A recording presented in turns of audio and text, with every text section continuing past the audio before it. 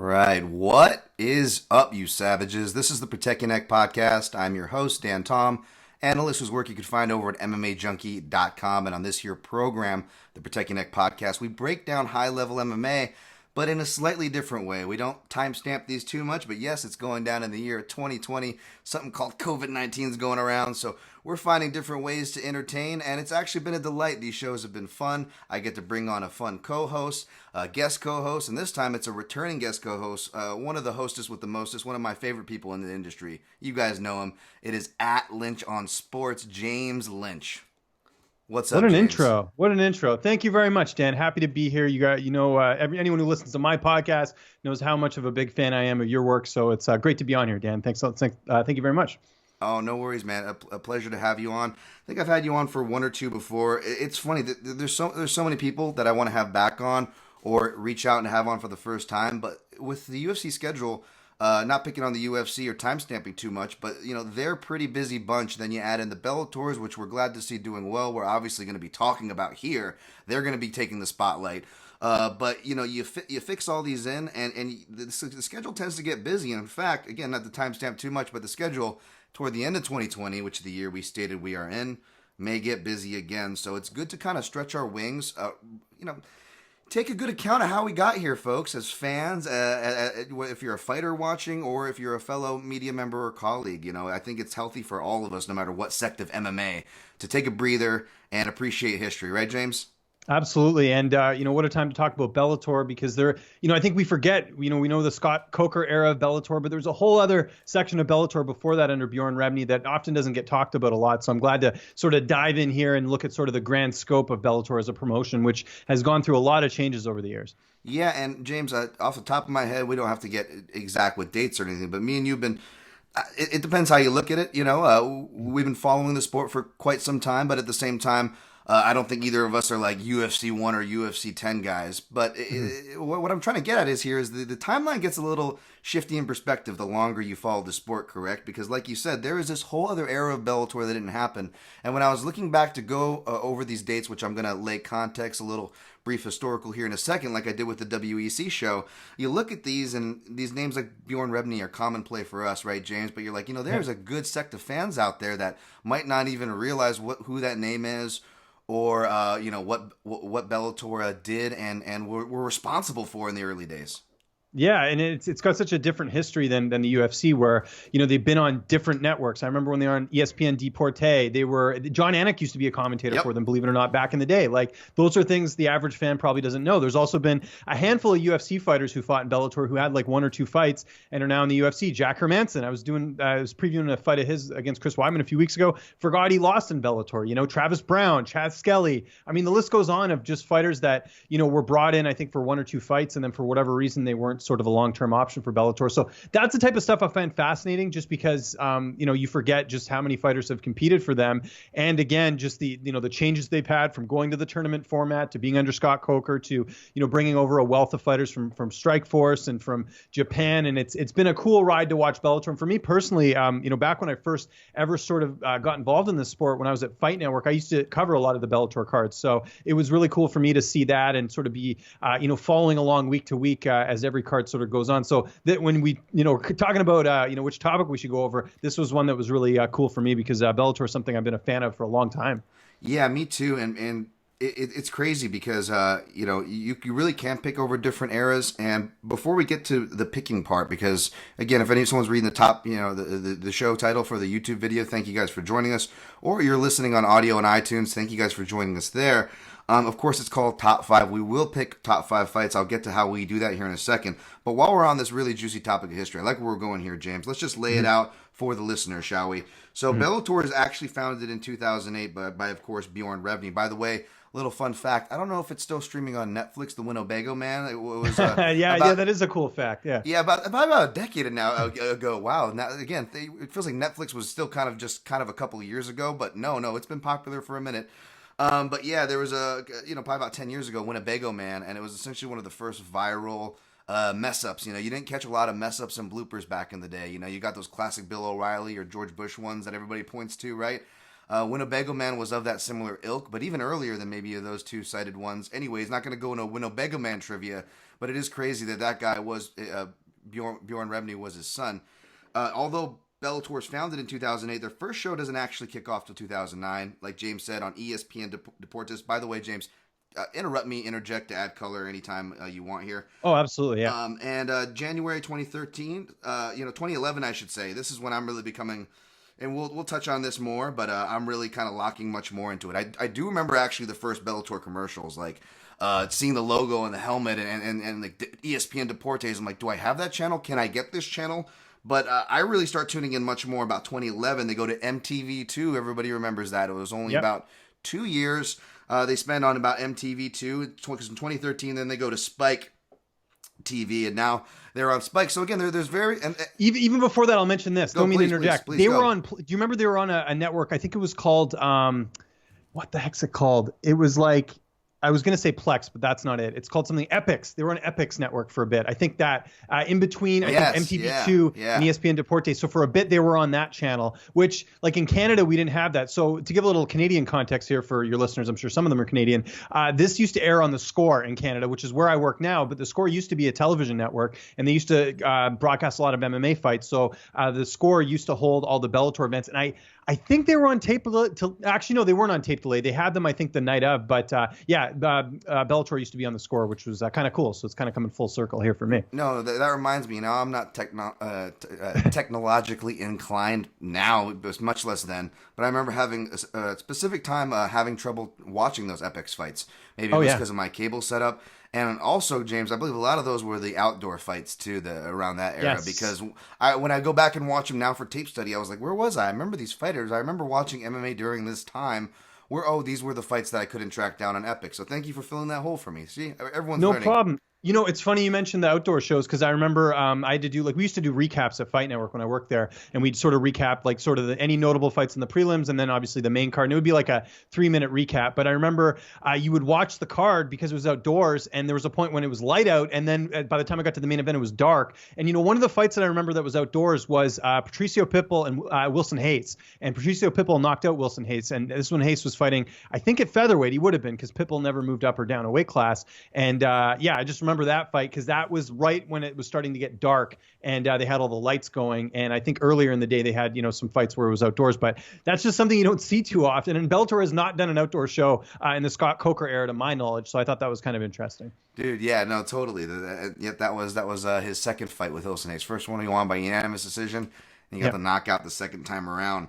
Bellator, of course, was marketed as the toughest tournament in sports. Was their marketing? Of course, you would go through a tournament cycle. Not on the same night. Obviously, the athletic commissions were more advanced, and actually there, as opposed to how the UFC started in UFC 1. I bring that up because of the obvious parallels. Again, for whatever you want to say, and not to further these stereotypes, but to say, oh, Bellator second to UFC or whatever. Like, this organization, A, has come a long way that it should get credit for, and B, from the Spike TV to where they were hanging out at to starting in a tournament format. I mean, there's a lot of very tie-ins and crossovers and parallels, I guess is the word I'm looking here, right, James? As far as how both organizations started, if you want to look at it that way.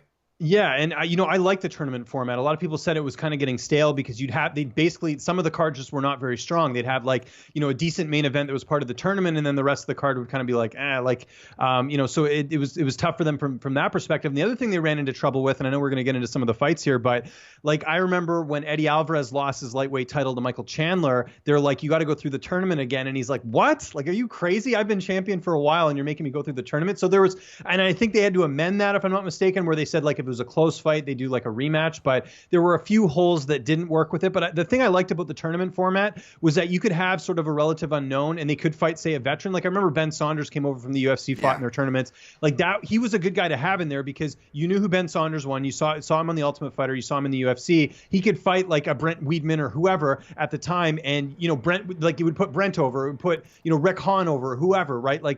That's where I felt like the model did work, and and I think it really someone like Michael Chandler and Patricio Pitbull, it greatly benefited them because you knew that they won the tournament or they were someone that fought someone notable in the tournament. So from that perspective, it was very successful from that end because some of the names that are still in Bellator that are some of the faces were made through those tournaments. They were homegrown talent.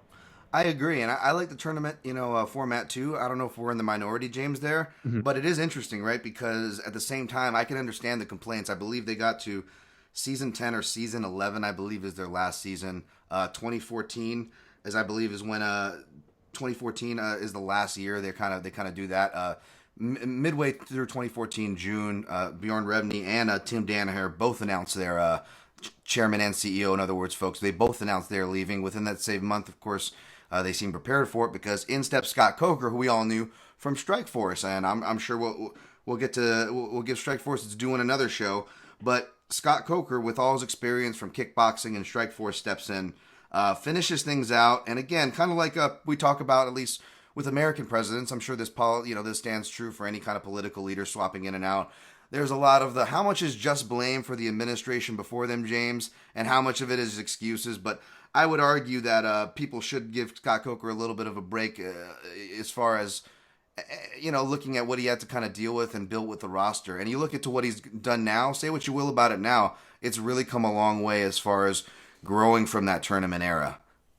Yeah, and that's the thing. Like, I think there's a bunch of different ways you could look at sort of Coker taking over and running with what he's doing. Like, he had to change the model because I think he understood that if you're going to beat the UFC or even be close to it, right, you have to go for sort of those bigger names. You have to get like the Jake Hagers and the names that are, go beyond sort of our sport. And he's done a good job of that. Dylan Dennis is someone that's very popular for them and doesn't have many fights. AJ Agazarm, Aaron Pico, like they've really brought in just things that are completely different than what you would see in the UFC. And I think that's worked for them. I don't know if long term Bjorn's vision of just doing the tournaments would have been enough to get to where Bellator is today. So that's interesting. What's kind of funny actually is like PFL's kind of become what Bellator used to be in terms of their tournaments. I know they hate using the word tournaments, but it is. I mean, I know it's a regular season and playoffs and all that, but it's like a tournament, which is what Bellator used to be. And so I think right now, like, Bellator's basically now they have sort of the luxury of having bigger pockets, so they're able to get more free agents coming over from the UFC. So the model's different, but it's really tough to say whose would have been better because, like I just mentioned earlier, I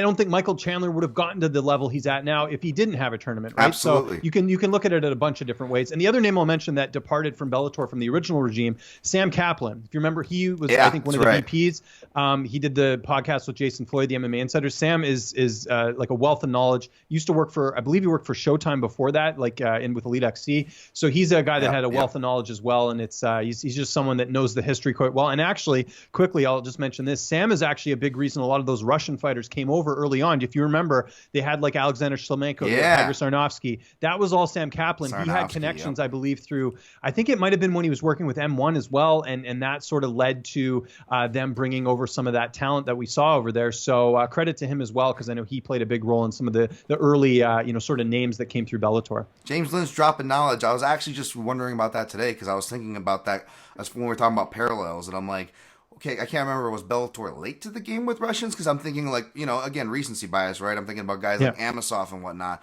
But you're going back and you're watching classics. You're like, oh, that's right. Shlemenko like had an early run there before even he got to the championship belt. He had an early run, and Tiger Sarnovsky's another great name. You know what I'm saying? So no, that's great. Yes, great shout to Sam Kaplan, who I heard of his name first in the Elite XC days, but that makes perfect sense. Yeah, absolutely. Used to run a website. Do you remember 5 Ounces of Pain back in the day? That was his website. Yeah, he used to write the column every Friday. So we're going a little bit deep here for all the OGs that's been in the industry. These are some things that you'll remember. So absolutely, but back to the as we tie up this talk here, as far as the history is just another interesting is, whether criticism is the right word as far as levying things is what you like better, the Bjorn era or the Coker era. Again, lest we not forget, even while the tournaments were in full effect during the Bjorn era, they're kind of shooting themselves in the foot. I don't want to burn any matchups, but like, Eddie Alvarez was getting some interesting matchups. So guys were like coming off losses and getting to fight him for the title. You know what I'm saying? Or things like that. And those were mixed things because you're like, yes, we want to see those fights happen, but didn't you guys just say that's not what you're about? What are we doing here? We're with you. Just pick a side. Yeah, they, I believe, well, okay, so this is something that I think a lot of people forget about the history of Bellator. So first off, Bellator's biggest signing, if you remember back in the day, and we're going back to the Bjorn Rebney days, was Roger Huerta. Yes. Huerta was a big star in the UFC for a while. A lot of people forget that. Actually, I'm going to have an article coming out in the Score soon talking about kind of not one-hit wonders, but fighters that sort of had a big ceiling and then they just sort of fizzled out. Huerta's one of them. A lot of people forget Roger Huerta, first fighter on the cover of Sports Illustrated, with that fight with, I think it was Leonard Garcia that he had. But back to him, I remember they had the presser. Huerta came over. This was seen as like a big steal for them because I know Huerta, I believe he lost to Gray Maynard and I think Kenny Florin in the UFC, and then the UFC's like, okay. And so Bellator, opened up their checkbook, brought him over. And this ties into what you're saying about Alvarez, because if I'm not mistaken, I think Huerta lost to Pat Curran, but then they gave him the title shot anyways, and they said it was like an injury thing. So I think that's what you're referring to, right? Because and then Huerta lost that fight too. So it's like he was kind of a bust for them in a way. And in their defense, part of the reasoning was, well, we're having these guys having to wait so long, the champion. It's like you win the $100,000, but now we're asking you to sit on the sidelines while another tournament plays out. So it's like, that is true. They did have to address that in some shape or form, whether or not you agree with how they did it. That is a valid excuse, if you will. But then they would also do weird things like to keep their fighters active. Like, let's say another tournament hadn't wrapped up, because that was the other issue. Like, you're the champ. You have to wait till the tournament finishes before your next opponent. Yep. So that was delaying things too. But do you remember, I think it was Shlemenko or Christian Mpumbu, I know for a fact, lost a non-title fight. Do you remember this? And then he still had to defend his title and he was the champion. It didn't really make any sense. I remember, I think Ben Askren had a fight that was not a title fight. I know Shlemenko did. I think Shlemenko fought, or no, maybe it wasn't. No, it was Hector Lombard, I think, fought like some people that weren't like, part of the. Yeah, he got him out of there like in the first round, so like you forget about it. But yeah, they were technically like in between fights. Yeah, absolutely. So they used to do stuff like that, which again was a little bit weird on their rules. And I know they had to keep everyone happy, but I remember there was stuff like that where you're like, I don't think that really fits your sort of mandate of the promotion.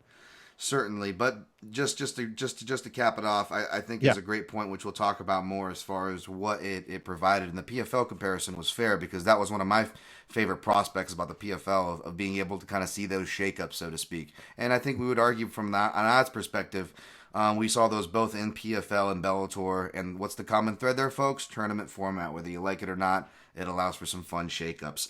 Just one quick honorable shout here, which is not an honorable shout like we have at the end of the show, but they attempted to do their own reality show like the UFC. We're talking about Parallels in 2013. Of course, it failed. It was called Fight Master. It only ran for one season.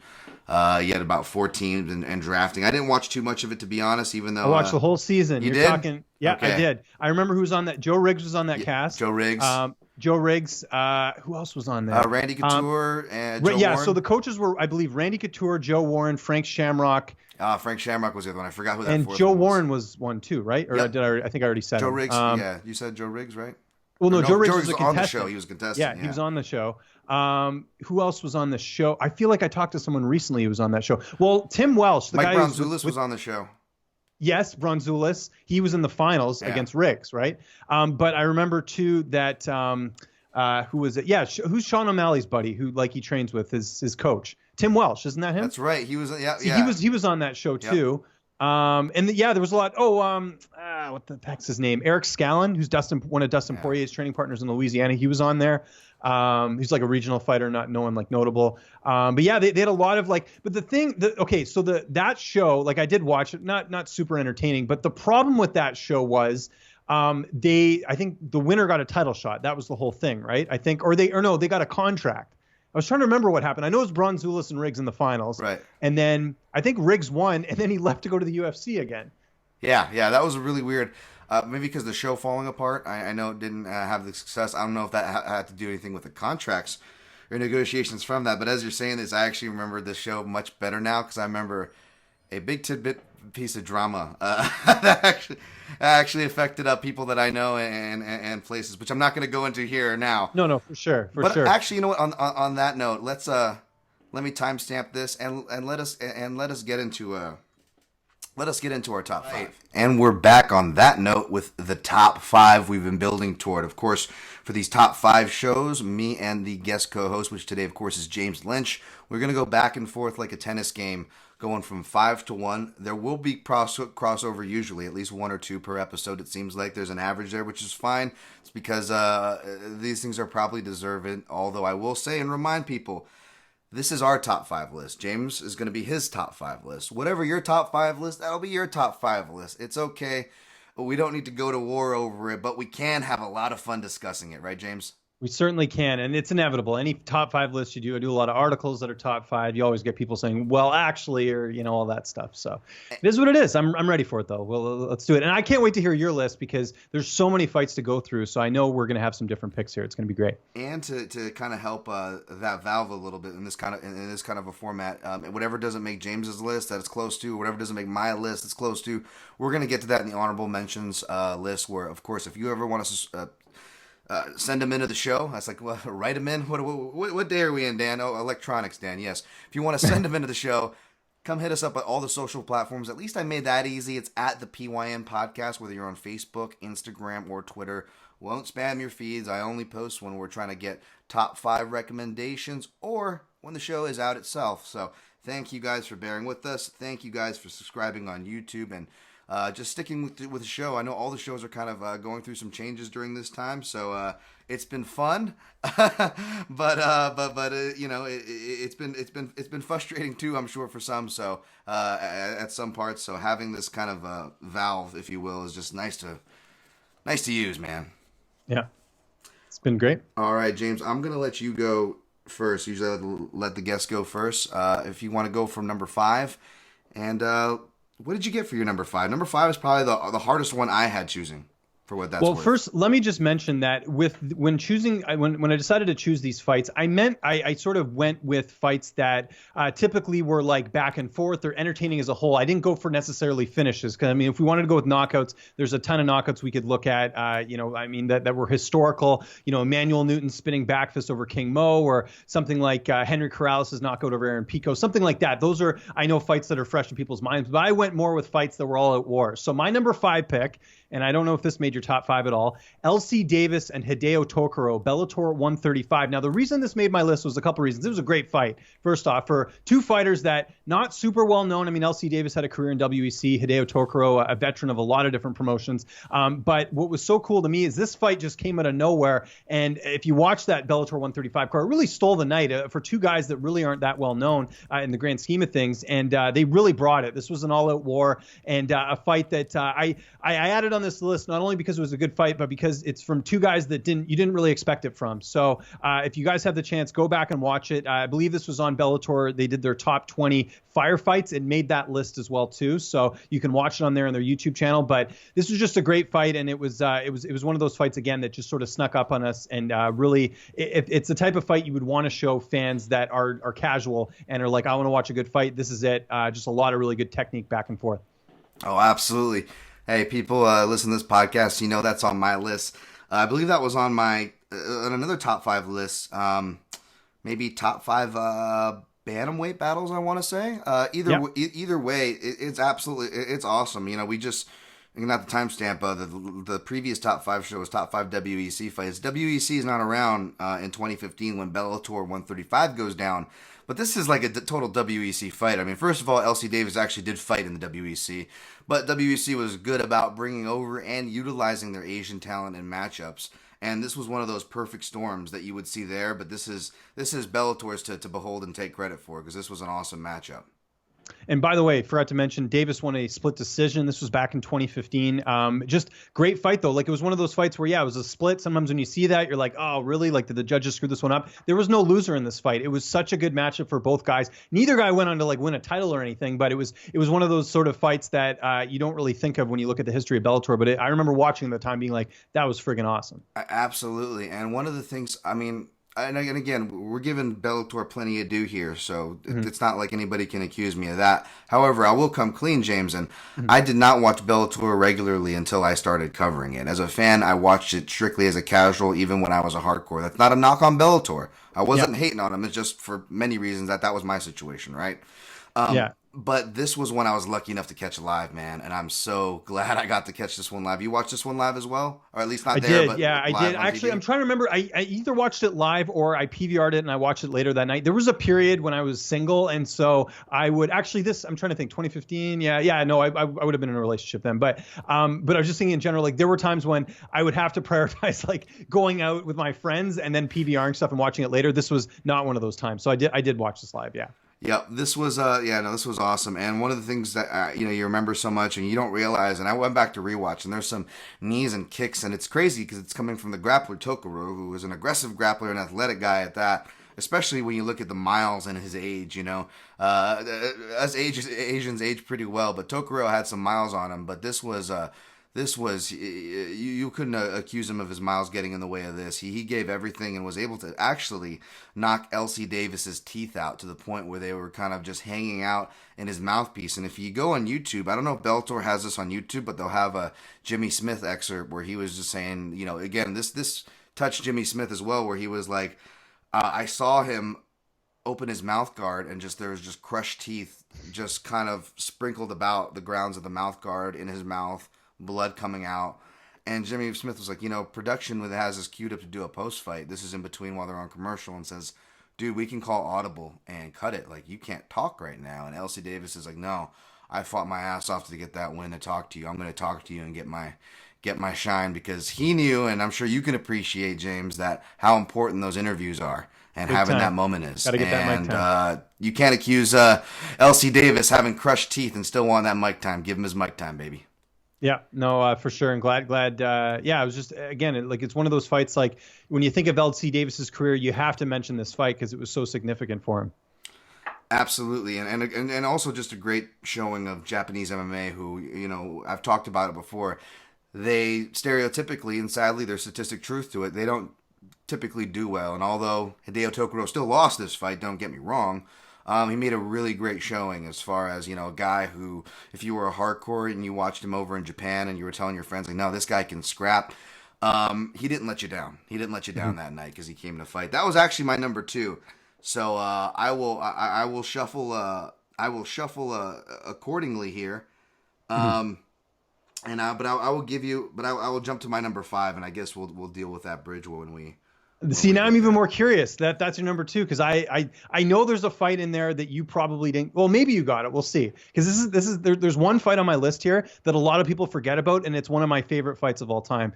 So if that's not a good teaser, I don't know what is. So. Okay, that is a really good teaser, and I will admit that you're not crazy, because I'm just weird and have like weird affinities for certain fights like these, and I'll put them really high. Like I think like Mark Hominick, Yves Jabouin's another fight that I'll always put higher on my list than most. But this probably, it probably fits right around that 3 to 5 on most people's list. So I don't think you're crazy at all, James. There, my number 5 though. This one's got recency bias. Now, James, you've covered much more fights live than I have. But when you cover a fight live, you got to be honest. Isn't there some type of bias? Maybe there's something on your list here, or I'm sure if we were doing other lists, you would say, you know what, if I wasn't covering this one live, maybe I have a different opinion. Maybe this one doesn't make the list. You get what I'm saying? 100%. Yeah, actually, I think, no, all these fights on here, I was not at the event, like live. I think most of them I've watched live, but I wasn't at the event for these ones. Because actually, I think I've only ever covered 2 Bellator cards that were not in Canada. Because I used to go to the ones in Canada, because when I lived in Toronto, Casino Rama's not that far away. We used to go there a lot for Bellator cards. But now, like, they haven't been back to Canada since 2014. And so the only ones I've been to were the last 2 LA cards. Not the most recent LA card, but I went Machida Musasi, and then I went Fedor and Bader. Those are the last 2 Bellator cards. Yeah, that's right. No, that actually makes a lot of sense. It's funny. If you're counting Dana White Contender Series, then I've been to more UFC events live. But to a lot of people's surprise, especially that I'm here in Vegas, I cover very little UFC, and I've been to more Bellator shows as far as covering things live. Again, that's not my beat. I'm an analyst, folks. I'm not a journalist by any stretch, nor do I claim to be. But that's another good thing about things like Bellator, as far as fighters getting their start, like we're talking about now, and we talked about at the beginning of the show. But again, something even for journalists or media members, you get to watch some really great names and up and coming names to kind of get your experience as far as that part of the beat in this symbiotic circle goes. Yeah, absolutely. Very well said. And Bellator, as far as media goes, one of the easiest promotions to work for in terms of like, hey, do you want to interview this person or whatever? Like, it's not as much of a rat race as UFC is. So pros and cons, and I'm not going to get into the hairs of it, and far be it from me to be an authority to get in the hairs of it. But I will second on what you said, like as far as just lax. I put it this way, and again, it doesn't matter when you're there as media, even if you're not a journalist. When I'm there, I'm operating under journalistic rule. Believe me, I'm respecting that to the best of my ability. So of course everything's always professional. That being said, you can give credit for when people are generally nice people, and everybody at Bellator is just a really nice bunch. And I will say that. I know it should technically have nothing to do with your job, but I've had nothing but good experience as far as like what you said. Like if a special request and whatnot, I've never really ran into static. As far as a media standpoint, again, I'm not an authority. I don't have a lot of experience to draw from, but my experiences have been good. Yeah, no, I hear you. Alrighty, and I bring that up because I was in Hawaii for Bellator 213. This was the first Bellator Hawaii card, and it was nice because I'm from Hawaii. It was a good excuse to go home and visit and all that. But there were some really fun cards. They were returning to the Blaisdell. We mentioned Elite XC earlier on this program. I believe Elite XC at this point was the last as far as major MMA. Maybe there might have been a Hawaiian promotion before that all went down, but as far as major MMA, like it was the Elite XC days. So Hawaii hardcore MMA fans were waiting for this one, and Bellator gave us a fun styles match that I don't know we really get too much, these days in MMA. Everyone's so well rounded, but you really had a battle of two specialists between Ed Ruth and Neiman Gracie. And it was, Ed Ruth, one of the most highly accoladed wrestlers in Bellator or MMA as far as on a high level, and pursuing that in a very deep and meaningful division that is welterweight, right? Both in Bellator and out. That's a very deep division, folks.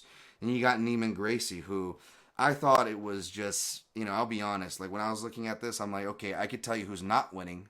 It's Neiman Gracie. Like I'm like, this poor guy, because of his damn last name, is getting rushed into this thing so they can and I'm all about the Grand Prix. I'm not hating on it, folks, and I wasn't hating on it back then, but I'm just, I'm being honest here. My thoughts, I'm like, I like this idea, but we're rushing with some of these names here. Like the Roy McDonalds, that makes sense.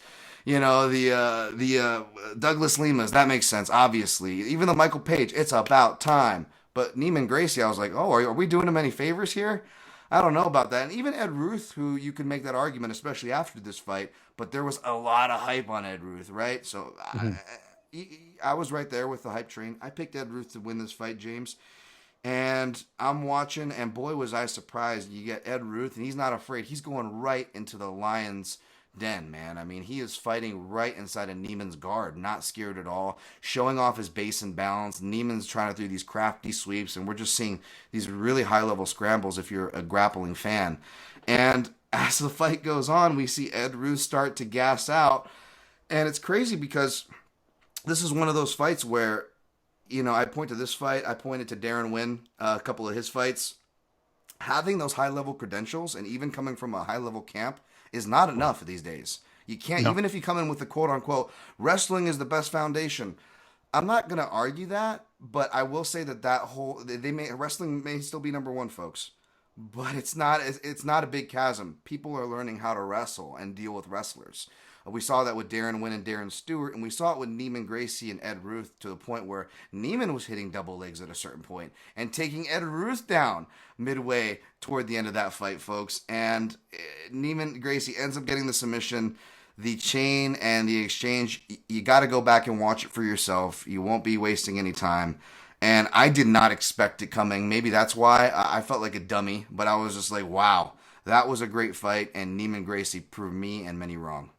And not just that, the other thing was that Neiman didn't have a lot. Ed Ruth didn't have a lot of MMA experience either. But what you're seeing with both of these guys coming together, how high level that fight looked for a pair of fighters that come from different disciplines and really don't. Because I'm looking now. Neiman Gracie has 10 fights total. That's not a lot. That's there's regional fighters who have more fights than that and still can't even get in the UFC. And that was the fight as well. If you talk about significance, that got Neiman Gracie the fight with Rory McDonald. I know he ended up losing, but still, that was not even a thought, I don't think, at the beginning of this tournament that those two would have ever fought. So I'm with you there. I actually feel like, I don't know how I left this off my list, because you're right. It was an amazing fight. I don't have it on here, but you bring up a lot of good points that not only the significance of it, but the fight itself, it was a really awesome fight. And that would definitely get an honorable mention on my list because I can't believe I forgot about that one. That was an awesome fight. Yeah, I think it'll age well with time too. I think that one will age more like wine as far as being one of those classics that Bellator can point to as far as their library of classic styles matches or classic matches in general.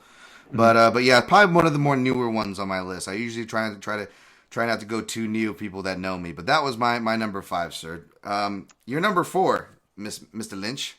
My number 4, we're going to go back to Temecula, California, a place where Bellator hosts a lot of events, home of Dan Henderson and everywhere else. Bellator 219, Brandon Gertz and Syed Awad. Now, if you remember that fight, two guys that, have kind of bounced around weight classes, welterweight, lightweight, you name it, kind of been, staples for Bellator. I think, if I'm not mistaken, I believe both have fought in the Bjorn Rebney and the Scott Coker time, if not both early in the Scott Coker era. But here are two guys that are still on the roster, haven't won any titles or anything like that, but they're so exciting that's why they continue to get fights. And we saw the culmination of that when these two fought. Brandon Gertz ended up winning a decision, but just a high pace the entire time. Two guys who are not afraid to, stand and bang and stand and trade. Two fighters coming from good camps too. Brandon Gertz, a main training partner of Justin Gaethje out in Colorado, trains over there at, I think it was Genesis before. Now I think they just merged with Elevation. So, really good camp there. And with Syed Awad, trains in California with TJ Dillashaw, with Juan Archuleta, Georgi Karahakian, again, really high level guys. So we saw sort of all that come together in this fight.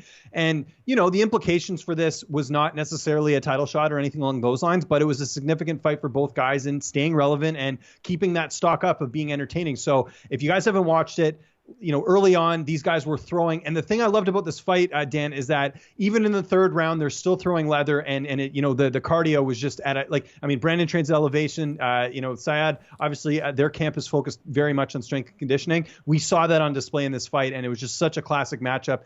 And it made my number 4 list. It was not hard to pick this one. Dude, I'm glad you mentioned these two guys' names. One of them will be on the honorable mention portion. As y'all know, I do a truncated version of these for MMA Junkie called the Fight Vault, and I'm only able to put 2 honorable mentions, so I usually put the best ones for whatever that's worth. And there's a Brandon Gertz one in there for sure. But Brandon Gertz and Syed Awad especially, I'm a big fan of Syed Awad. I know I've been using this term a lot lately, but these guys are perfect. And I know I've been talking about wrestle boxers a lot lately. But these guys are great plug-and-play action fighters. Catch weight, welterweight, lightweight. Both these guys have all 3 of those on their record just for Bellator alone. And they all have memorable fights at all of those iterations of weight classes too. So picking them on their fight, Bellator 219 where they fought each other, that's a great pick for a fight. And also just, it's a great excuse to shout 2 of kind of the unheralded action fighters. Again, of course, UFC names are always going to be quote unquote more notable, but not to compare, but if anything, give credit to what James is saying by speaking the parallel, but it's like the Jim Millers or Joe Lozons. They never 100%. got to a title great shot, analogy. but everybody loves those guys, right? They never even got into a number 1 contender fight, I don't think. Maybe Jim Miller did against Benson Henderson, but splitting hairs here, the point is, Bellator has their own guys, and whether we realize it or not, they've quietly developed quite the resume. Go look at these guys. We're not just talking about this fight here, folks. I don't want to burn any potential future ones we'll talk about, but you can go look at both these people James just talked about, and there are fun fights up and down the board. Syed Awad definitely goes back to the Bjorn Rebney days. He's got some early ones on there. Syed Awad, was he the one that upset Will Brooks, I feel like? Yes. Yeah, that's right. Yeah. So you're right. He was Bjorn Rebney Day. And the fight that didn't make my list, but I considered any of the Brandon Gertz and Derek Campos fights. Those were unreal. Oh, yes, so absolutely. So those as well. Again, if you're looking at, if you are a fight fan, you watch Bellator and you're looking to, have some friends over and want to watch some fun fights, any Brandon Gertz or Syed Awad fight is usually pretty entertaining. So I would recommend checking those out because those guys, stand-up fighters, all action, all the time. And, they're not going to, neither of them are probably going to collect any gold in Bellator, but they're going to be like those staple guys like Dan referenced to, like your Jim Miller. So yeah, can't go wrong with either guy. These guys are staple guys for Bellator, but for a different reason, James. And this fight, I'm leading into my number 4 here. Nice. It's kind of perfectly what you said. I love what you said to start the show when you were laying context for your list, right? Which was, it's not necessarily about the finish. And I'm the same way, by the way. And so I totally sign off on what you said. But basically that, back and forth fights, meaningful fights, etc. And I think these ones check all that off. They check all the boxes minus the finish box, which is Bellator 23. We're going way back. June 24th, 2010 there. This was Joe Warren versus Patricio Pitbull 1. Joe Warren wins by split decision. This was for the vacant featherweight title to conclude that tournament. this fight went to decision. It was just a classic. It was really a classic fight. You got Patricio Pitbull, who's, just hailed for his jiu-jitsu credentials, and he's in that stage where he's going from the Brazilian brawler to actually like getting technique. He's not quite there where he's varying in the body shots. He's definitely not the karate stance Pitbull that we know now. Okay, folks, you got to go. This is 10 years ago we're talking about. Okay, he's still very young, but he's able to surprise Joe Warren again, who is like, you want to talk about, and James, feel free to jump in here, but like, I don't know if this would ever be a top 5 list, but like if you just wanted to parse out and argue who had the toughest 3, 4, or 5 fight start to their MMA career, like Joe Warren's got to be a front runner for number 1 off the top of my head. I mean, I didn't see this fight, but I remember at the time going, wait, some dude who's like barely ever fought MMA before just upset Kid Yamamoto? That's right. Yeah. What? And then and that's, we talked about big signings for Bellator early on. Joe Warren was a huge signing for them at the time when they got him, because he was, he had such a little experience. So it made sense the UFC wouldn't be interested, but he was another guy that was the face of their promotion for a while. And Bellator used to do these vignettes. Do you remember this? Where like they would, like kind of like whether a fight was coming up or whatever. And there was one with Joe Warren where he's lying like on like outside on like a pool area with his belt. And he's like, oh, I'm just keeping this thing nice and shiny or something. Like you can watch those old vignettes they used to do. They were hilarious. And like he'd be with like Mercedes and Jade Bryce or whatever. And it was awesome. So Joe Warren, huge part of Bellator's early history. It was great. And they referenced that too in the commentary. And in fact, the great part about this is I think Joe Warren only had 1 or 2 fights. They both only had 1 or 2 fights. This is the introduction to both these characters, folks. Like this is the culmination of their introduction, I should say. And Joe Warren's brash, and the commentary, they're riding the line fine, not doing nothing wrong, but at the same time, you can tell they were like, they're letting you know, like, this guy's a bit more cockier than perhaps his resume deserves for him to be talking like this. Let's see how he does.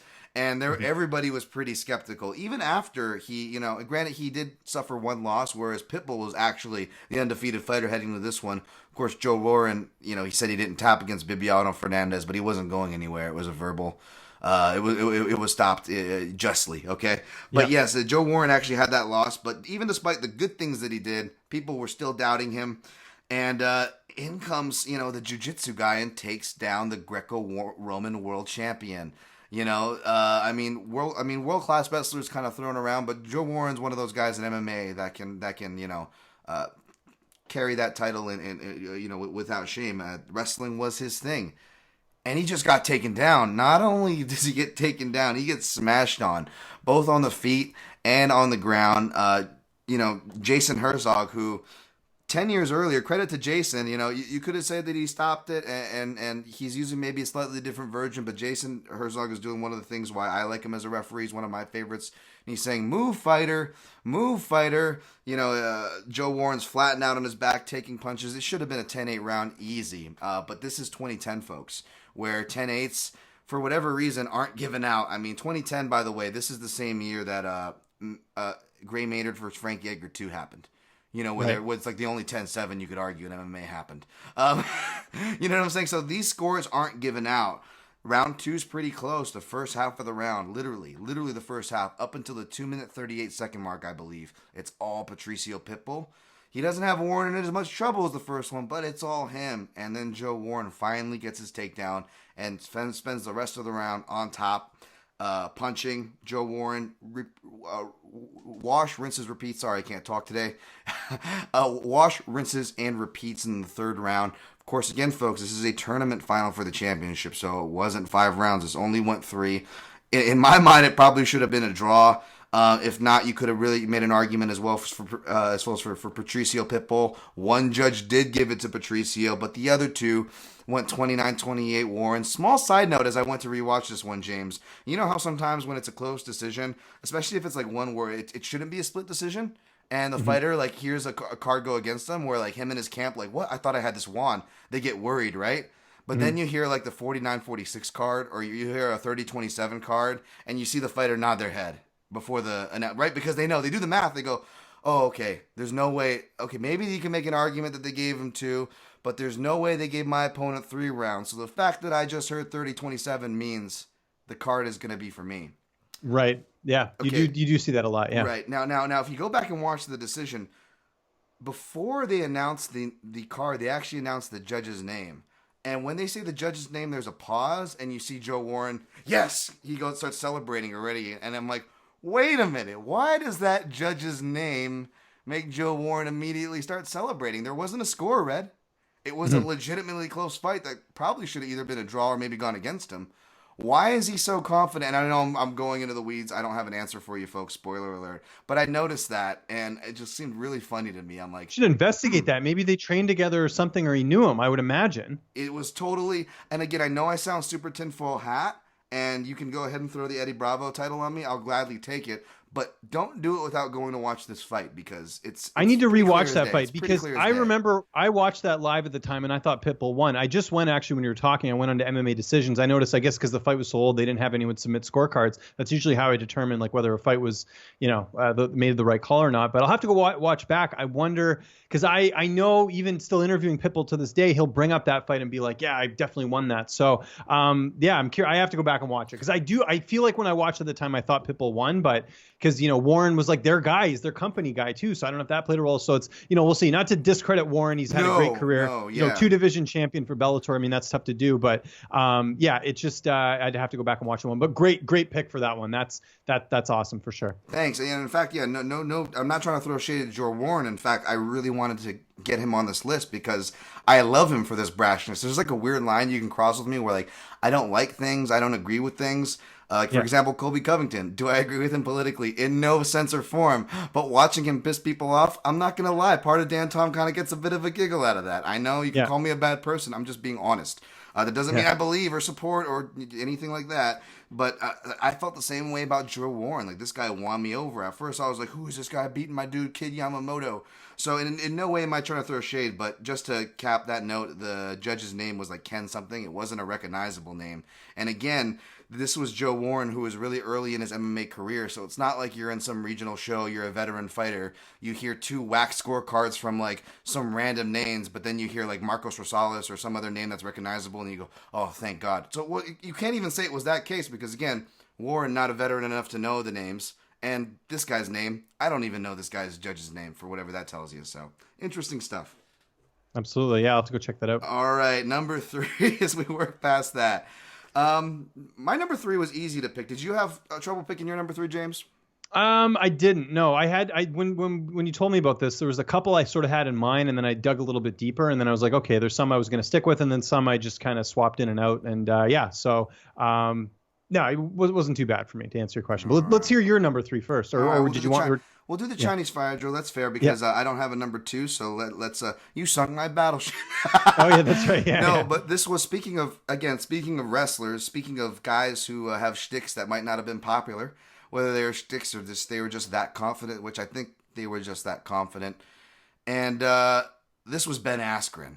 Now, Ben Askren, there's probably not a lot of fights off the top of your head, even if you're a supporter of Ben Askren, where you'd be like, that was an awesome fight. This was one of those awesome fights, but more so than that to me, this was before Askren won me over. I was vehemently rooting against him because I was an Extreme Couture guy, James, and one of the guys that was always, Jay Haran. I mean, I love Jay Haran. He was always in the gym. He was always, even though he was one of the guys like Mike Pyle, who was like team captain of Team Greenlight, for whatever reason, he was always ridiculously nice to me in all my interactions with him. So I'm a Team Jay Haran fan for life. So obviously bias here, folks, bias for this pick.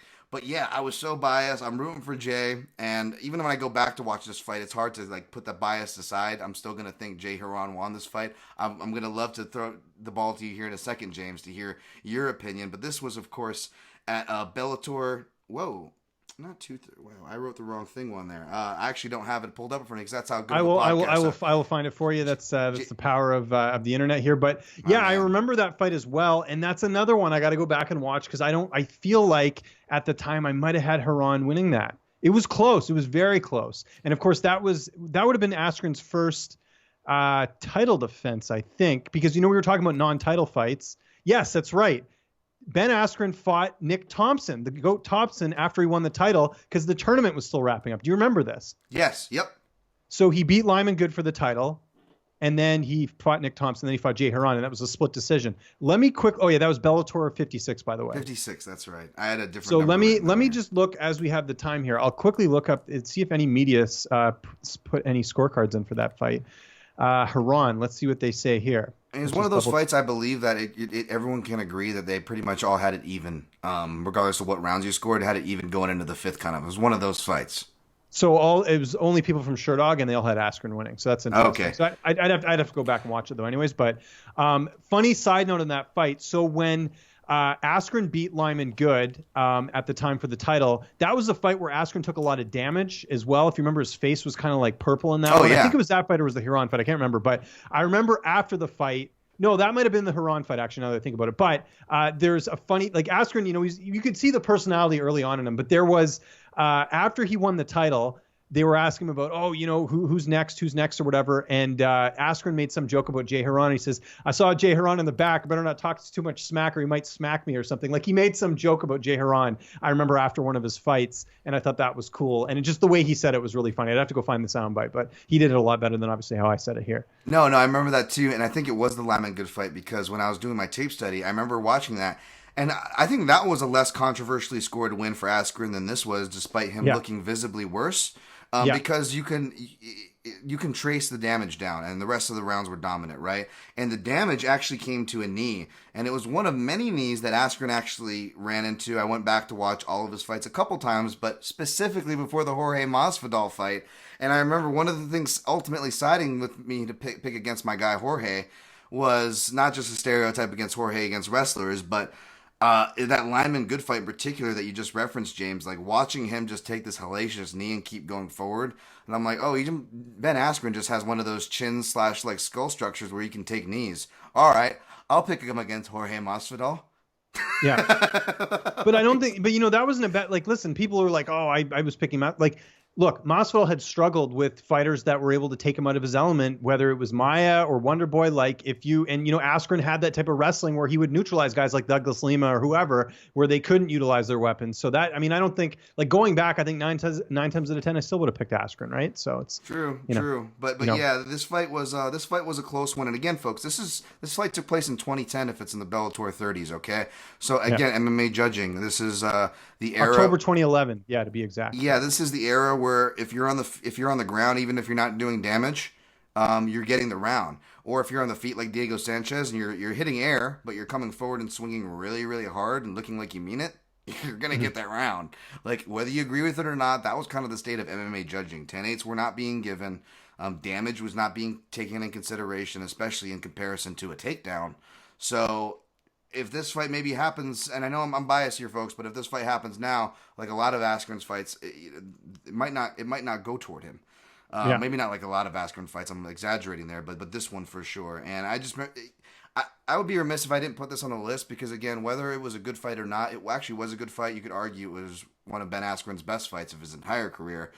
But it's also one of those fights I couldn't deny because it got that reaction out of me. I've never been. This is probably the first Bellator fight. Yeah, this is the first Bellator fight that probably got me invested. Great fight. I considered that one for my list as well. My number 3 is actually a fight that might not make a lot of lists because we couldn't watch it live. This was one of the cursed fights that was tape delayed, if you remember, but I did have a chance to watch it later. And coming in at number 3 for me, Bellator 209 in Israel, Patricio Pitbull, Emmanuel Sanchez. Pitbull ended up winning in unanimous decision. What I loved about this fight was that, like, in my opinion, and I could be, I might get some people giving me smack for this. I think if you want to look at featherweight fighters outside of the UFC, to me, there's 3 guys that stand out. It's Patricio Pitbull, it's Emmanuel Sanchez, and it's AJ McKee. Those are the 3 to me that I look at that I say they could fight in the UFC, and I think they do quite well. Now, Pitbull, he was winning his fights before. Even now we see him, when he finished Chandler and everyone else. But this was a fight that he was really pushed to the brink. And Emmanuel Sanchez threw everything he could at Patricio Pitbull. You could have argued that Emmanuel Sanchez might have won this fight. That's how close it was. But the thing I loved about it is we saw a little bit of everything in this fight, whether it's, a lot of stand-up, some groundwork as well. We saw some wrestling. There's a bit of everything in this fight. And really, like, why I love this fight so much is that it was so close. And it's someone like Pitbull who who's so high level that, he was pushed to the brink like that. That for me was something that really I thought was so interesting. And for Emmanuel Sanchez, just the growth he's had since moving over to Rufus Sports, since, honing those skills. Here's a guy that had a rough start to when he got into Bellator and, had some setbacks and had some close fights that didn't go his way. And even though he didn't win this one, I think this is one of those fights where he won more fans after this fight. And that's so rare to happen in MMA, where you lose a fight and you end up getting more fans. Like, again, a lot of people didn't see this live because it was on tape delay, but it was one of those fights where it definitely captivated a lot of people. And I think even now, if they had a rematch, and it could potentially happen with this Grand Prix that's going on, I don't know who's going to win because they're that high level at this point. So that was definitely a fight that I had to put on this list just because of the significance and how the fight played out itself. That's a great shout, man. I'm a big Emmanuel Sanchez fan. He's another action fighter, durable, high pace, just the kind of fighter that I like to watch. And yeah, this was, when I go back to watch this fight, I agree because I'm like, I don't feel like this fight got its due. I don't know if it was because it's tape delay or what, but when you're watching it, like, don't get me wrong, Patricio Pitbull's been in a ton of close and competitive fights. I don't want to know if I want to go so far as to say he's giving rounds away, like in the Robbie Lawler sense. But yes, we've seen him drop rounds and hence, be in these close fights. But when you're watching this fight versus Emmanuel Sanchez, you're seeing Emmanuel Sanchez, whether it's on the ground, even if he's on the bottom, he's able to keep pace, get a scramble going, keep the fight going, and keep the fight competitive enough to where you're like, Pitbull can't be sleeping. Pitbull's really got to go into fourth and fifth gear here. He's really got to go into those alternate gears and really show his full skill set, which he did.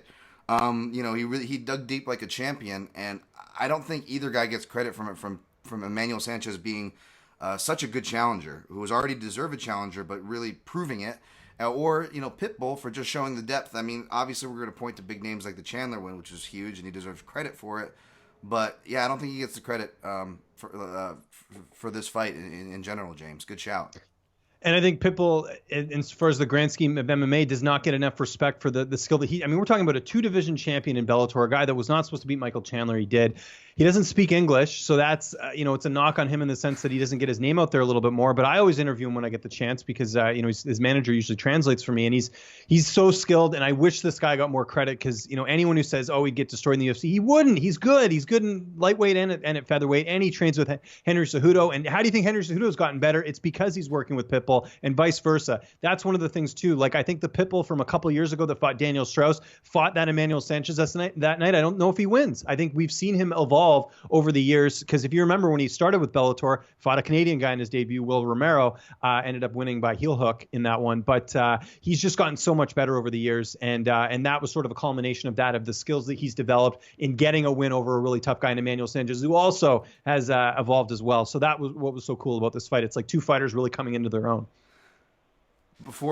James, before we get to number 2 here, because I already gave my number 2, and I'm going to put it to you to go again.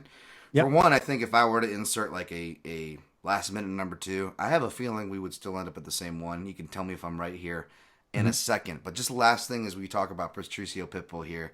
Just a fun interview thing from behind the scenes talk to, we can have this conversation in front of our listeners. But I'm on MMA Junkie Radio. This is before any kind of COVID stuff or anything like that. I can't remember the reason why we were having to do a special, because it was a live show. But sometimes we'd have to do pre-records. You make special assignment, concessions for fighters, obviously. And we did a pre-record, and I'm sure James and people that work in the media listening, we've all been here in some shape or form where you record it, and let's just say for whatever reason the interview doesn't go good. Maybe it sounds good, and the file's corrupt.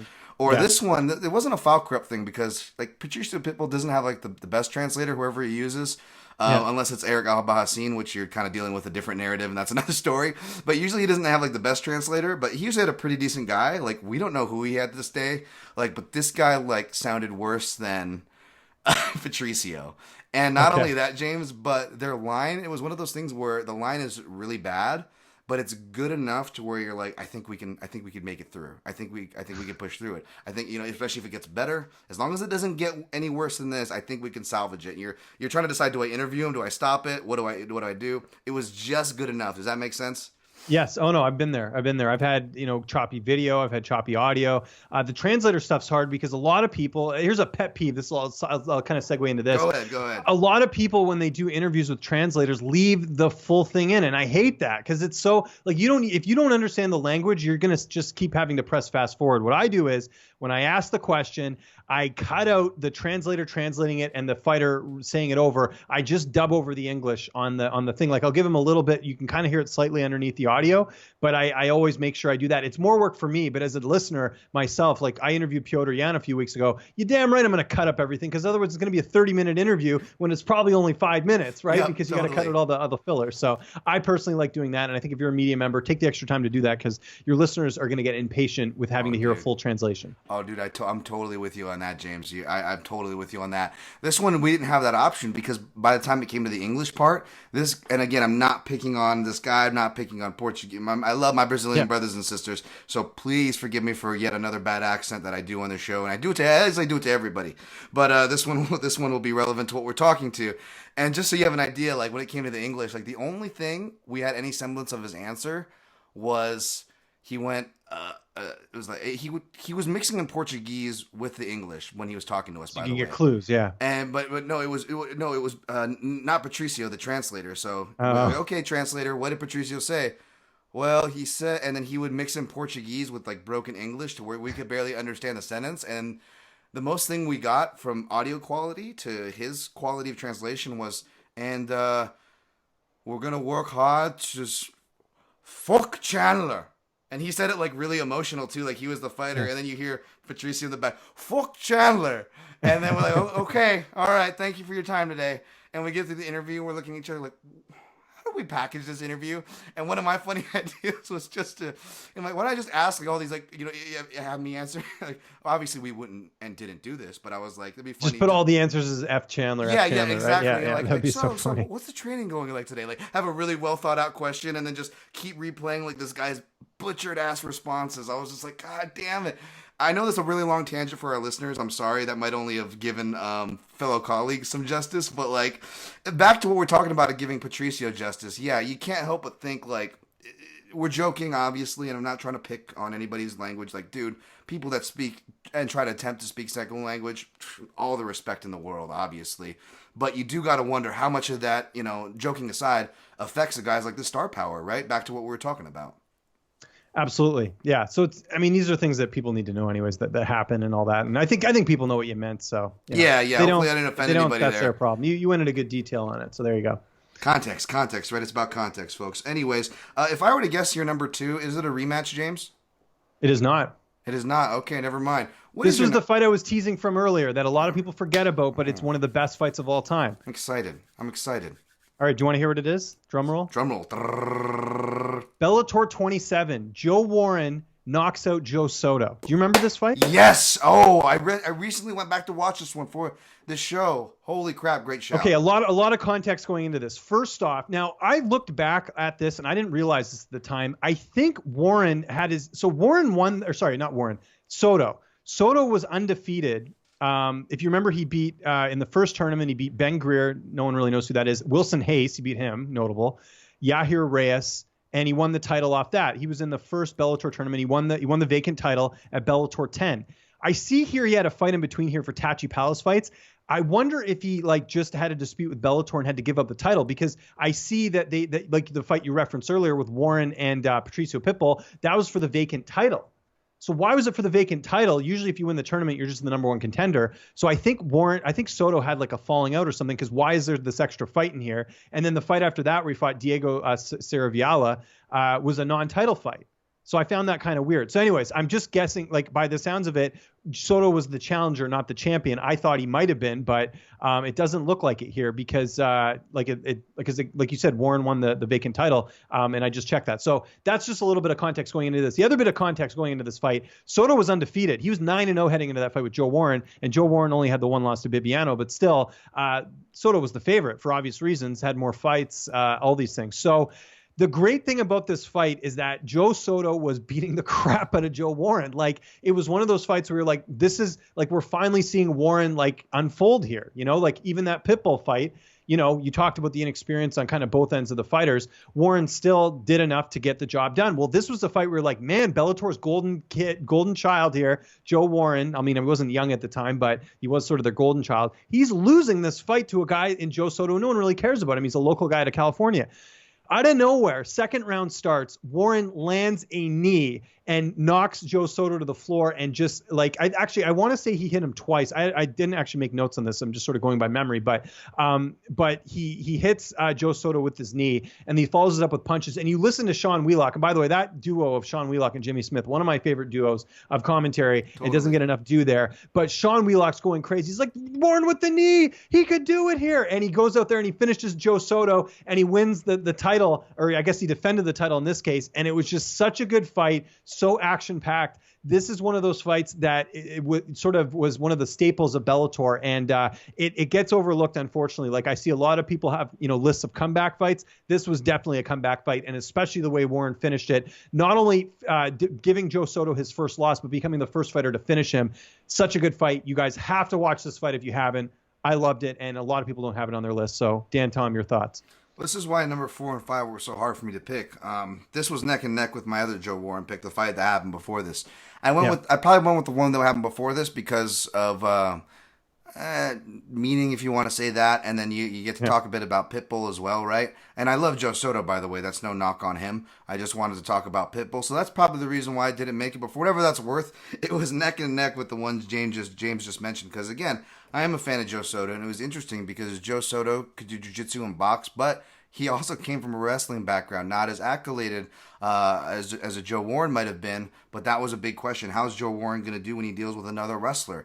Much less a guy that could box, and you see, Soto just uppercutting him, hooking him. Like, it's a clinic in the first round. And James, I love those fights, right, where it's like one guy gets washed in the first round, and you're like, I don't know how he made it to the bell, and then he comes out and wins in the dramatic fashion in the beginning of the second. Like, those are some of the most, like, it really messes with your emotions in a good way. Those kind of fights, because you can't fathom it, and it's really explained really well, as you kind of cited the Jimmy Smith and Sean Wheelock example, who I agree don't get enough credit. I'm really glad this one made the list because it's really high on my list. That was Bellator 27, another fight in the 2010s there, and it kind of gave Joe Warren this kind of gritty comeback. And again, this is where, we've seen the chasm now. We just cited as far as you need more than wrestling, but this is still an era of MMA where wrestling is still an undeniable force, even if you don't have the other parts of MMA like Joe Warren did. But Joe Warren is kind of just a really interesting canary in the coal mine, right, James? Because I would argue, even in this era of the sport where you can still get away with this style, the lower in weight class you go, even if it's wrestling is your one style, it's hard to get away with one style because, as we saw in the WEC, the little guys are so technical and well-rounded. Obviously, we know that now. So watching this guy, Joe Warren, with no experience, just like a bull in a china shop, testing him against all these different iterations of well-rounded, experienced dudes, just made for some really fun fights. Quick tidbit on that card, Bellator 27. Co-main event was Zach Makovsky and Nick Mamalis, which was another good fight that was on that card in the bantamweight division. This was back when Zach was fighting at 135. And guess who opened the card? You won't get this, but I'll mention it anyways. Stephen Ocho Peterson fought at featherweight, opening the card, defeated a guy by the name of Ernest De La Cruz, who's making his pro debut. Shouts to Ocho Peterson, man. That's crazy. Yeah. Another I didn't even know he fought for Bellator. I just noticed that now. That's right. Yep. And then Zach Makovsky, after that fight, he had another one that I had trouble tracking down, but I remember being a good one against Ed West at Bellator 32. Yes. Ed West also used to do very good vignettes for Bellator. They were hilarious. Yeah, that's right. If you ever watched them, yeah. So there you go. Just wanted to give a shout to Zach Makovsky there. But no, that's a great number 2, man. That's a great number 2. I wouldn't have guessed that would have been your number 2, but I'm glad, again, like I just said, that fight got mentioned. All right, dude. It's number 1 time. I'll go first and you'll close this out, James? Sure. Sounds good. I'm guessing we have the same fight, or maybe we don't. We'll have to see here. Yeah, it probably is the same fight. So, and if it is, this actually would be better if I go first because go for it. Although it's undeniable number 1 for most people, it's probably both our number 1s, and we'll get into why and all the juiciness that is the fight. But the setup to the fight was something that I can weigh in on because, again, I'm an Extreme Couture guy, right? And then 2010 to 2011, this is actually probably like November or October in 2010. And I'm sitting on the mats with my coach Neil Melanson and a new guy who's kind of in our grappling team and training circuit, and he's training with the pros as well. And his name's Michael Chandler, and we're having this exact conversation where he's like 3-4-0. He was taking fights at welterweight, just knocking guys out, just try to get fights. He wants to fight for Bellator, but again, folks, like we said, Bellator at this time period, they are in their tournament era, okay? And he gets an offer from Bellator, but he's like, I got to wait till February of next year. And Chandler's like, I don't want to wait. I want to fight now. But if I fight now, I might ruin my opportunity to get into the tournament. And to be honest, I left that conversation thinking that he wasn't going to sign with Bellator. He ends up being disciplined, and it was probably better. I'm sure some coaches got in his head and said, dude, you could use that time to develop your skills. It'll be perfect. He goes into Bellator, and it allows for him, kind of like what James set up beautifully at the beginning of the show, where you have this no-name kid who no one really knows of him, right? Unless you went to Missouri or you were on the mats at Extreme Couture, you really didn't know this kid was coming up. And you see him face a guy Marcin held, and he gets through him, and it was a nail biter. I remember watching that fight, like, oh my gosh. Held had him in a tough submission early on in that fight, if you remember. I remember watching that fight. And if Michael Chandler doesn't have one of the best leg lock guys in MMA, which I talked about the lineage there Neil has from Highest Stand Gym, Michael Chandler would have probably been at a loss. As we know, leg locks are a crippler for wrestlers who tends to leave their legs behind, right? So he barely gets through. He has some really impressive fights against a pit bull brother, Patricky. That was a fight that doesn't get talked about. Patricky was supposed to wipe the floor with him, but not only does he beat him, he beats him in a thorough decision by standing up with him. And that's kind of the first fight where we see his boxing skills. Now, Michael Chandler, during this whole tournament, he was probably working boxing, folks. He was sparring and working boxing, and grappling with Neil. But a lot of boxing, and that was with Gil Martinez. And Gil Martinez was a great boxing coach who I got the pleasure to work with. He was really good because he had guys, and you see it in Chandler's style. And no shade on Alliance, great team. But the reason why Chandler loses this is when he goes to Alliance is because he was working with Gil, and he no longer worked with him. So by the time he faces Eddie Alvarez, the fight we're building to, folks, you see a lack of that head movement. But he really, embraces his boxing and learns how to box on the job, which is pretty impressive. Anybody learning how to MMA on the job is impressive enough. But Chandler essentially learns how to box on the job, and he still comes in, obviously, as a big underdog to one Eddie Alvarez, the reigning and defending champion. I'm guessing we're building up to the same fight, are we not, James? 100%. It has to be. And this is actually my favorite fight of all time, too. Like, I know people will say it really is. And we'll get into it here. But to me, it's the significance of the fight. It's the way the fight played. Like, there's so many things to unpack from this fight. It was so good. And it also happened on the same night as Henderson and Shogun, right? So a lot of people forget about it. And for the MMA gods being against us, as we all like to joke about, they were giving us a gift that night because that was a great night of MMA. I did not know this fight ranks that high, although why shouldn't it though, right, James? Let's get into it. Let's hear why it ranks so high, because it really has everything, right? Literally everything. Yeah, no, it does.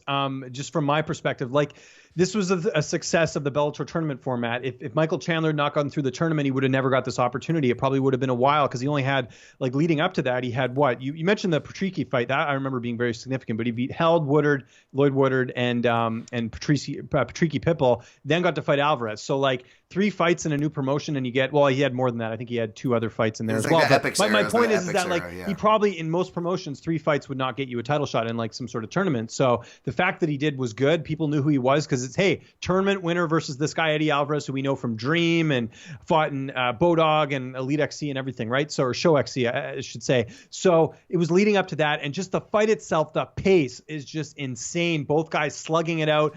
Alvarez gets dropped, Chandler gets dropped. Like, there's so many moments in this fight where it's just high intensity drama, culminated by Michael Chandler submitting Eddie Alvarez, handing him his first submission loss, if I'm not mistaken. I know Alvarez Aoki would have been the first one to submit him in Dream, but it had been a while before since Eddie Alvarez would have lost. I mean, he was on a 6-7 fight win streak heading into that fight, and some good wins in there over Josh Neer, UFC vet, Toby Amado, Roger Huerta, Pat Curran. in. So, I mean, the fact that Chandler, this relative unknown, this tournament winner, goes in there, has a really exciting fight and finishes it. That, to me, just the significance of it, that night, Michael Chandler became the face of Bellator. I mean, that you can't literally write something like that and make it come to fruition. And the fight itself was so good. Like, how many fights can you say, even in the UFC, if you looked at that, like, how many fights can you say this was the fight that made someone? You really can't say that about a lot of fights, but you can say that about Michael Chandler. Because after that, you remember, not only was he the champ, he was getting the Dave and Buster's commercials. Like,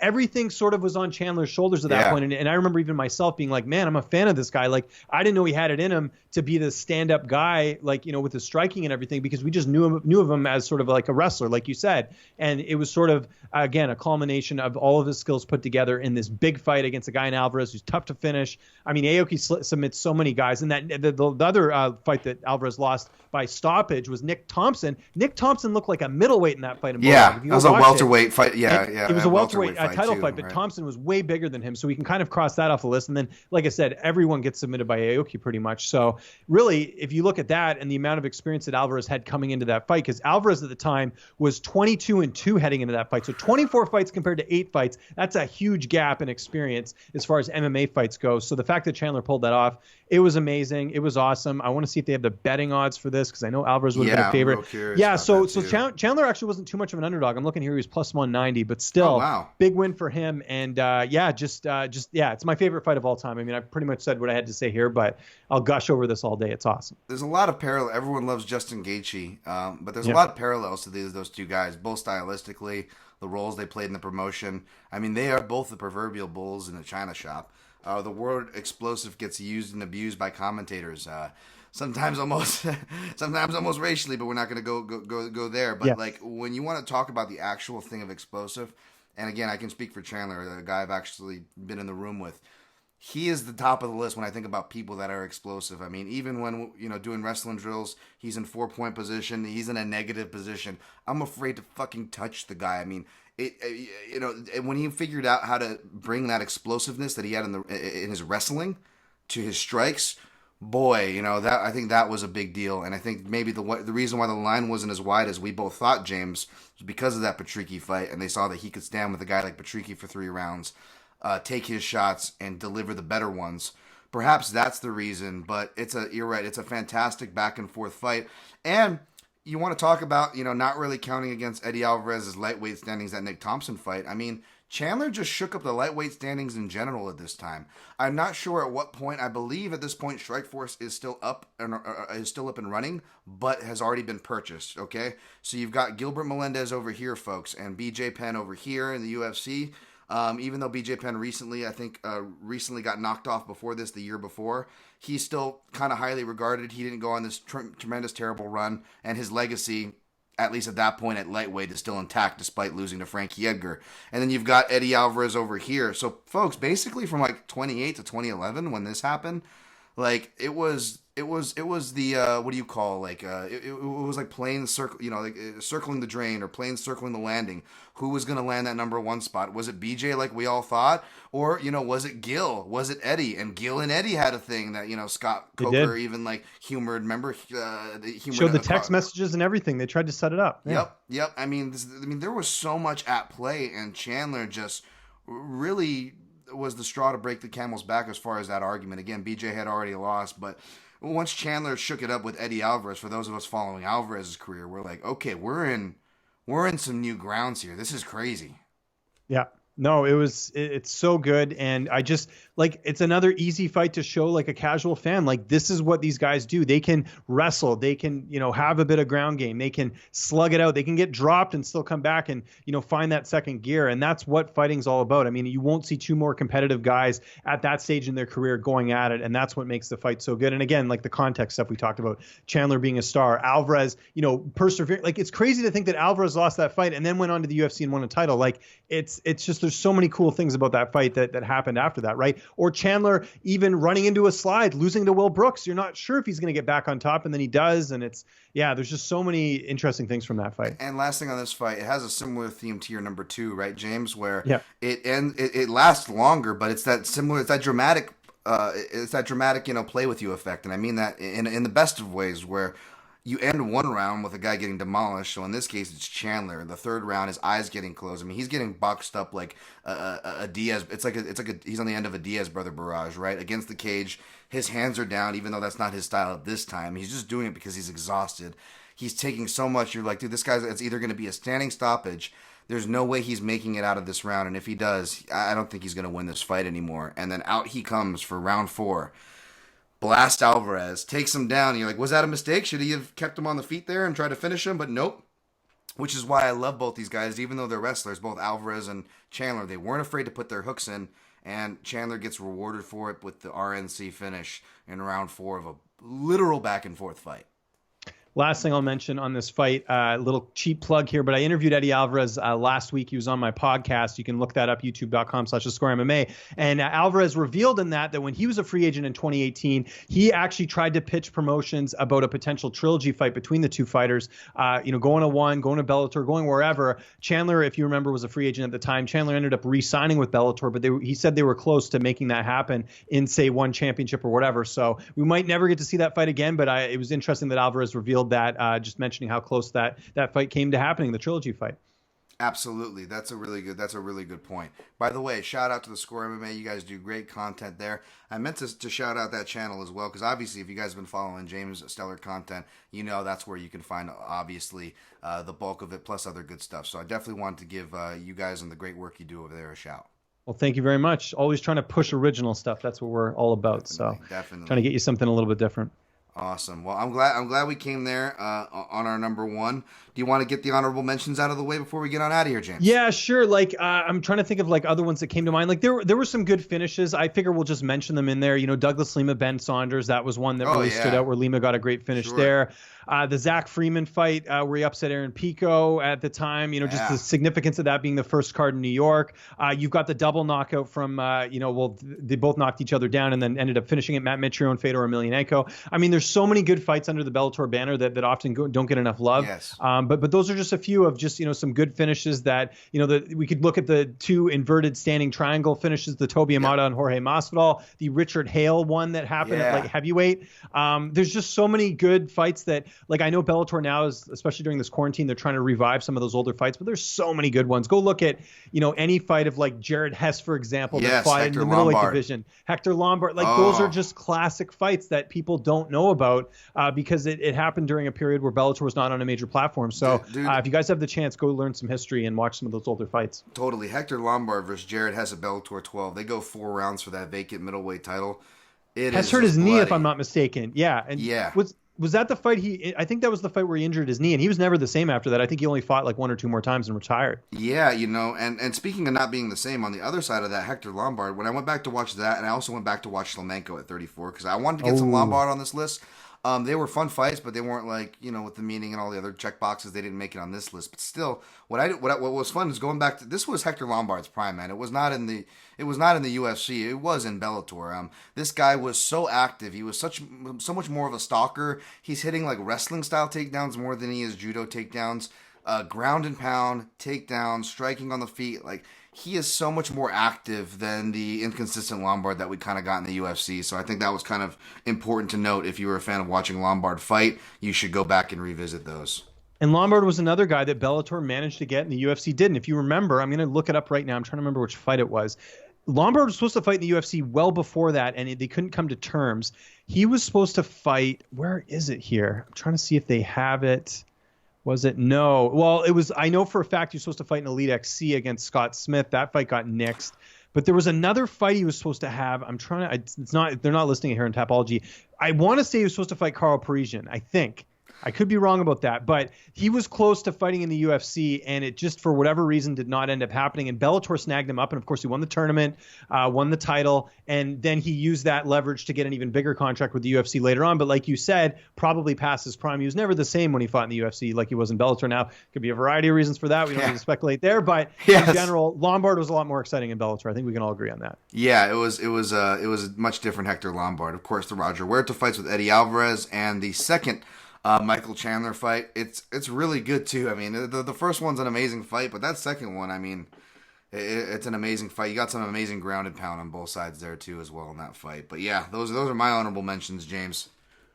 UFC 78, I was right. Hector Lombard was supposed to fight Karo Parisian. That was on the Bisping Evans card, November 17, Yes. And 2007. wasn't Rampage and Marvin Eastman on that same card as well? No, that card had, so it was Evans and Bisping. The co-main event was Thiago Silva and Houston Alexander. So that card took place in Newark, New Jersey, and that Caro ended up fighting Rio Chonin instead on that card. Gotcha. I associate Rampage there because I just associate that timing when you're saying about the Lombard rumors when the UFC were buying those contracts, the Japanese contracts, Yes. in and outside of Pride. This was kind of around that time where, Dream's trying to buy people up over on Japan, UFC's trying to scrap people up. It's a kind of a crazy contract time. So yeah, totally forgot about that. Great shout. No problem. I always love little tidbits like that of like fighters who are supposed to compete. It's like how, like I just did an article recently on the Score talking about like forgotten kind of champions and stuff. Or sorry, no, I had an article. Well, I had that one too, but I had another article on. I had an article on what was it?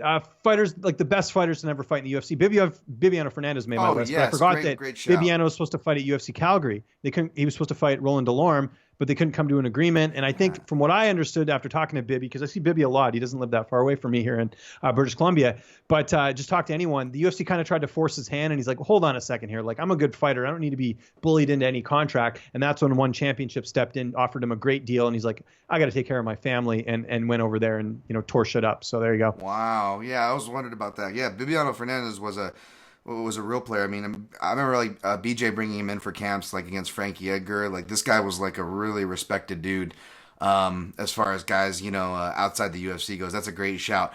I love your list, by the way, and don't have any issue, but I do want to give a shout that you reminded me of. Mike Brown, of course, is one of like the champions who really, he's making more of a name as a coach now, so I guess it makes sense and good for him. But he was one of my favorite guys because Faber was such a poster boy for at WEC, like we're talking about Chandler for Bellator. You tend to forget about these other guys who did a good job as well.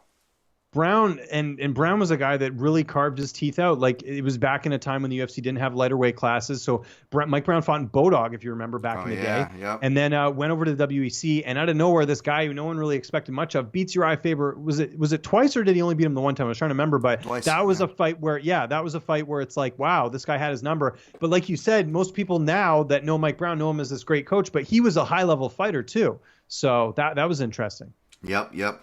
This was a fun trip down memory lane, James. This was really good. Thank you. I think we did. Just like we did WEC justice, I feel like we did Bellator justice. Hopefully, the listeners were able to learn some things and get some fights they can go back and keep themselves occupied and go enlighten themselves.